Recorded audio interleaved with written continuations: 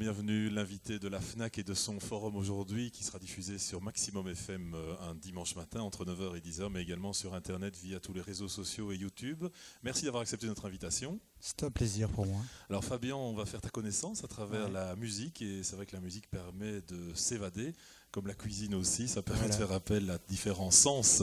Et donc c'est dans cette optique-là qu'on a décidé de te recevoir et de parcourir ton album rêvé pendant 1 heure. Parfait. Alors ton premier titre, c'est Étienne Dao. Oui, mon adolescence en fait, exactement. C'est un monsieur qui m'a fait beaucoup rêver en fait. Je trouvais que c'était très mélodieux, il y avait quand même un peu d'électronique dedans. C'était avant ma période rock, on va dire. Oui, parce que j'ai entendu, c'est très RTL2 ce qu'on va écouter aujourd'hui. C'est de la pop rock plein pot. Oui, voilà, c'est un peu la musique que j'écoute. La musique a vraiment énormément d'importance dans ma vie en fait. Alors on va démarrer en douceur avec Étienne Dao. C'est l'album rêvé de Fabien Mossé qui est notre invité aujourd'hui. Nous le découvrons à travers la musique. Et donc on y va. Fabien, carte d'identité, tu es né où ? Je suis né à Liège. Donc un vrai liégeois. Oui. Bon, donc on va facilement se comprendre. Alors, alors tu fais ton enfance à Liège ou dans la périphérie ou ailleurs ? Non, à Arzé. À Arzé, d'accord. Oui, voilà. École maternelle, où ça ? Arzé. Arzé. Le petit Fabien est un enfant sage ou turbulent ou... Turbulent en fait. D'accord. Donc ça, c'est qui tombe beaucoup mais qui se relève. Déjà tout petit en fait. Il apprenait à tomber et se relever rapidement. Les études primaires, ça se passe aussi à Arzé ? Ça se passe à Arzé. Oui. Résultats scolaires corrects ? Moyen. Dyslexique en fait à la base. Ouais, donc ça complique un peu les choses. Voilà, donc compenser énormément, essayer de réfléchir quelle méthode il fallait appliquer, parce que la méthode à la base n'était pas faite pour les dyslexiques, donc ça m'a appris à faire d'autres trucs pour réussir. Voilà. D'accord. Après les humanités, c'est aussi en région Arzé ou c'est à Liège ? D'abord commencé à Saroc-Ferrières, donc 2 ans, pas très bien passé. Turbulent. Voilà, puis pourquoi ? Parce que toujours un rêve. Le rêve avait était déjà tombé à 8 ans, je voulais être cuisinier, ça je le savais. Dès 8 ans ? Dès 8 ans, parce que mon parrain en fait était Christian Nioul, un grand pâtissier bruxellois. Oui. Et j'y passais toutes mes vacances et tous mes week-ends là-bas. Et en fait, je voulais faire ça. Mes parents n'avaient rien à voir là-dedans. Mon père était architecte, mais il avait eu une maladie, la sclérose en plaques, donc il n'a pas su professer que 2 ans. Et ma mère était responsable de l'ameublement de Liège, donc rien à voir. Et donc cuisine, cette passion-là, c'est dès l'âge de 8 ans, avec effectivement une expérience en cuisine pour la préparation donc, de ces pâtisseries. Et après l'école d'hôtellerie ou pas ? L'école d'hôtellerie, oui. Naturellement, après les 2 premières années difficiles. Je suis battu très fort avec mes parents pour pouvoir y aller. J'ai eu une éducation, je vais dire, classique avant de commencer des options. C'est pour ça qu'il m'a mis au collège à Saroc. D'accord. Mais après, je me suis battu pour aller à l'école d'hôtellerie à Spa. Oui, donc l'école d'hôtellerie à Spa, combien d'élèves à cette époque-là, à cette école ? Je crois qu'on était quand même 400-500. D'accord.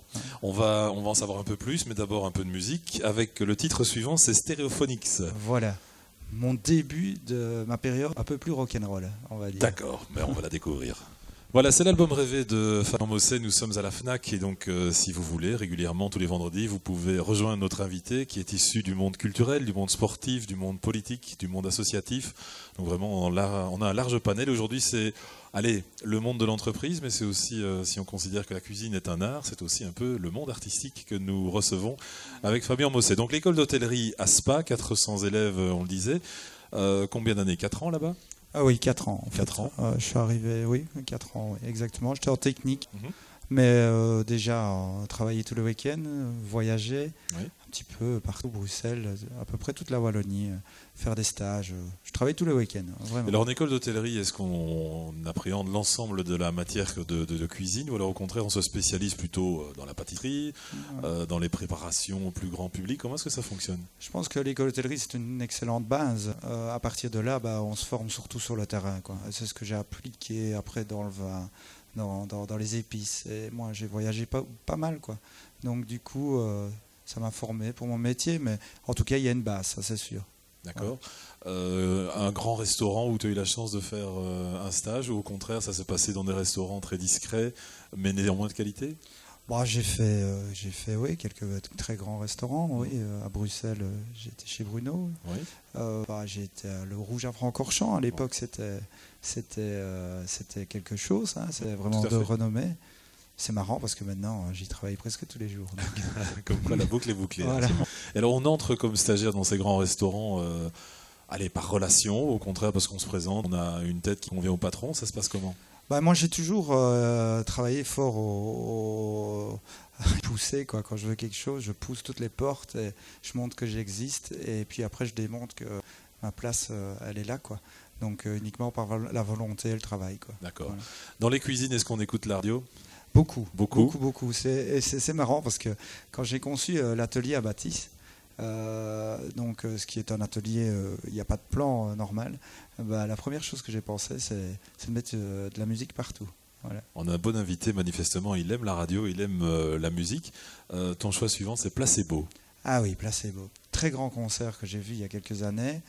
Bon, un peu drôle de personnage, androgyne comme ça, oui. Mais quel talent, quoi. Franchement, un artiste. Bon, je ne respecte pas tout, mais globalement, une voix extraordinaire. Allez, Fabien Mossé est invité aujourd'hui. C'est l'album Rêver de Fabien Mossé qui est notre invité aujourd'hui, que vous retrouverez sur Maximum en province de Liège. La fréquence à Liège, c'est 100.9, mais également sur Internet avec Facebook, Twitter et tous les réseaux sociaux, de manière à découvrir Fabien Mossé, que vous connaissez peut-être d'autre part, et sûrement d'autre part, à travers sa cuisine. Donc on a dit quelques grands restaurants. Après les études, le parcours, c'est quoi ? En fait, j'ai eu un petit ras-le-bol, en fait, parce que je travaillais déjà un peu trop. Oui. À 18 ans, en fait, liberté faite, j'avais pu acheter ma toute petite voiture avec mes petits moyens, mes petites économies. C'était quoi la voiture ? C'est une Auto Bianchi Abarth. D'accord, oui. J'adorais cette voiture, qu'on avait retapée avec des potes, qui étaient toutes pourries. J'avais des potes qui étaient carrossiers, et on l'avait retapée. Et c'est à cette époque-là qu'on écoutait Étienne Dao. D'accord. Et Metallica aussi de la voiture, je me souviens. Donc, de là, j'ai décidé d'aller un peu plus formé. Je me dis, je vais essayer le marketing, en fait. Parce que j'avais besoin de comprendre un peu plus le commerce, quoi. Et donc, je me lance dans le marketing à l'ESSEG, à Gemep, en fait. Oui. Bon, ça se passe plus ou moins bien, on va dire. D'accord. Et la dernière année, la deuxième année, en fait, au lieu de remettre mon devoir de fin d'année, je vais trouver un banquier. C'était une étude de marché sur EY, comme quoi il manquait un glacier. Et de là, je vais voir 8 banquiers. Et il y en a un fou qui me passe 500 000 francs belges à l'époque, donc 12 500 €. Et je démarre et j'ouvre mon premier commerce glacier parce que on pouvait le faire avec des petits moyens. Donc j'ai racheté une vieille sorbetière chez un pâtissier. Enfin voilà, on a monté le truc et à 20 ans, donc mon premier commerce, quoi. Voilà, c'est parti. Et donc tu commences avec de la glace ? Je commence avec de la glace. Pas pour des raisons économiques, quoi. Voilà. D'accord. AY, donc. AY, ça existe toujours d'abord. Et donc la magie, c'est qu'il y a un banquier effectivement qui te fait confiance. Voilà. C'est resté ton banquier ou pas ? Je ne vais pas raconter son histoire parce que franchement, il serait peut-être fâché sur moi, mais ça ne s'est pas bien passé pour lui. Rien à voir avec moi, mais ça ne s'est vraiment pas bien passé. On va retenir alors cette belle partie-là. Voilà. Et donc dans le monde de la glace, avec le monde du travail, le glacier par hypothèse travaille à des moments où on est en congé, c'est classique de le dire, mais la restauration, c'est particulier puisqu'on y va quand on est en loisir et on travaille.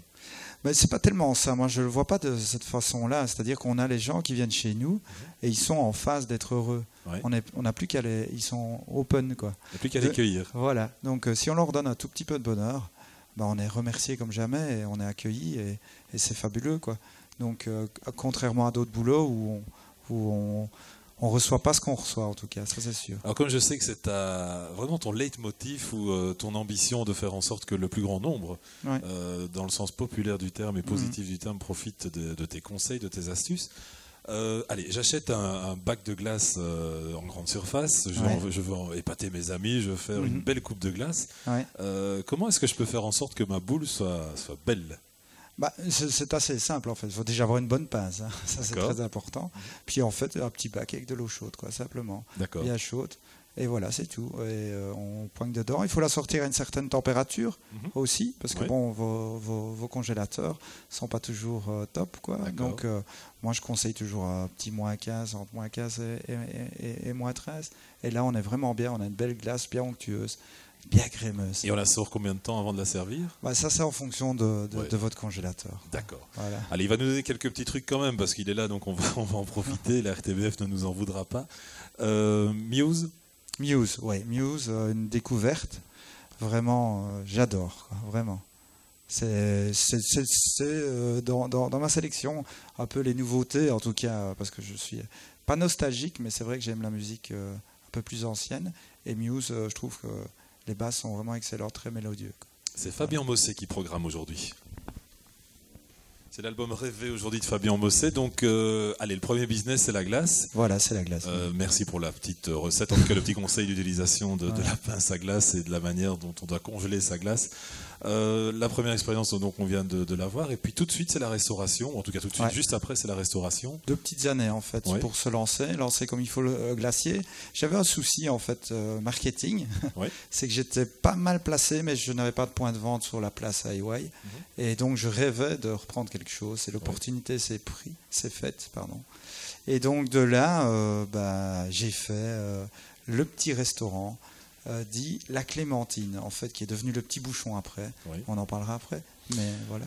Donc premier restaurant, tout en gardant le commerce. Le glacier, le glacier, oui. Donc ça veut dire 7 jours sur 7, 24 heures sur 24 et beaucoup de travail. C'était très très chouette.